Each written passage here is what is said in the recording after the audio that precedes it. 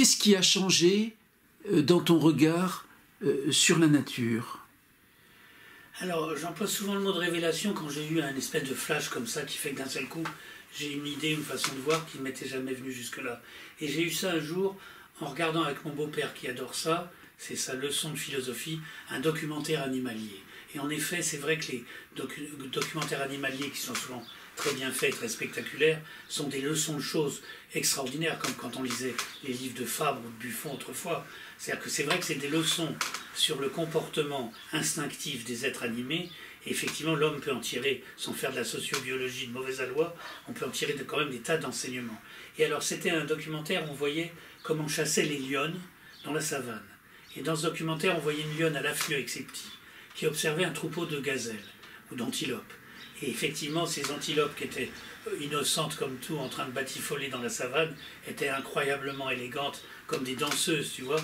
Et alors on voyait la beauté d'abord de ces êtres extrêmement graciles, tu vois, qui dansaient comme ça parmi les herbes. Puis on voyait quand même, le caméraman, lui, le voyait, mais pas elle, parce que les lionnes se mettent du bon côté du vent pour que leur odeur ne soit pas apportée jusqu'à leur proie.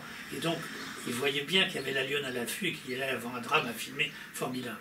Et donc, à un moment donné, on voit la plus jeune et la plus jolie de toutes ces antilopes, c'est vraiment la chef de M. Seguin, qui s'attarde à brouter une herbe de trop. Et c'est sur celle-là, évidemment, que d'un bond formidable s'abat la lionne, qui la déchiquette en morceaux, mais en quelques instants, suivie par ses petits qui prennent part au festin. Et du coup, il ne reste plus de cette merveilleuse danseuse que des quartiers de viande sanguinolents effrayants. Et donc, ce jour-là, j'ai eu cette révélation qu'on voyait beaucoup trop la nature comme un spectacle rassurant, c'est-à-dire comme belle, alors qu'elle est tout aussi fondamentalement, par son autre côté, totalement cruelle, puisqu'il y a la loi de la survie, et que nous-mêmes nous en faisons partie, que c'est pas la peine de faire les hypocrites en disant qu'on ne mange pas de viande parce qu'on ne veut pas qu'on tue les bêtes dans les abattoirs, etc. Ça fait partie du cycle de la vie, et donc la vie est impitoyable. Elle est donc belle et cruelle. Et ce sont les deux faces de la vie. Et pour moi, ça m'a remis les choses d'aplomb, parce qu'on a trop tendance à voir le côté beau de la nature. On voit la nature comme en photographe ou en peintre. Je pensais ça récemment en allant à l'hôpital dans un taxi, dans le taxi qui m'emmène à l'hôpital, et j'étais frappé par... Le printemps est une saison violente pour moi. Je vois toutes ces feuilles qui sortent, ces arbres magnifiques, ces plantes, et on a l'impression vraiment que la nature n'est pas du tout une chose qu'on regarde de l'extérieur comme un peintre ou comme un photographe qui va faire la belle image, mais c'est un organisme vivant. Autrement dit, l'arbre, si on peut le voir en accéléré, on le verrait pousser, et ça ferait peur. On verrait les feuilles se diriger vers nous, et on se dit, pourvu qu'elles ne m'atteignent pas et ne m'envahissent pas. On a l'impression que c'est proliférant, la nature. Et d'ailleurs, ça l'est. C'est une vitalité incroyable. Mais voir la nature comme un organisme vivant de l'intérieur, c'est pas du tout pareil que vouloir dessiner ou photographier la nature de l'extérieur comme un beau paysage. Et ça, c'est, à mon avis, c'est une perception beaucoup plus riche et beaucoup plus vraie que la perception, au fond, assez égoïste du spectateur. L'un est le consommateur, l'autre est vraiment le poète. Et souvent, je dis que les gens ne sont pas capables de rester dans cette attitude, j'aime pas trop le mot, mais c'est ce qu'on appelait contemplative.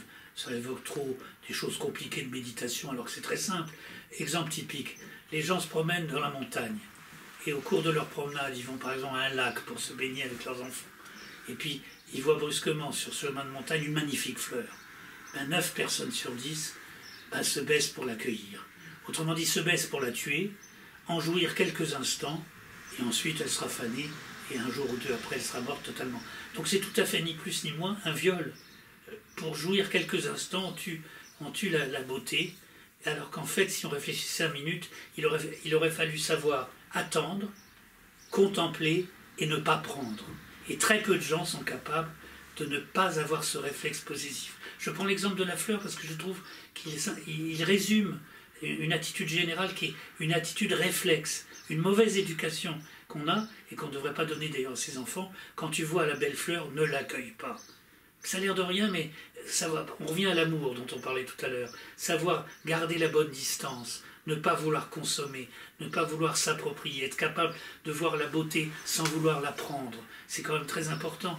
Et ça demande beaucoup d'éducation, beaucoup de maîtrise de soi, beaucoup de sagesse. Et on met du temps à comprendre ça. Évidemment pas dans la jeunesse où on est prisonnier de l'éjaculation précoce et de réflexes physiologiques dominants. Évidemment, on est loin de ça.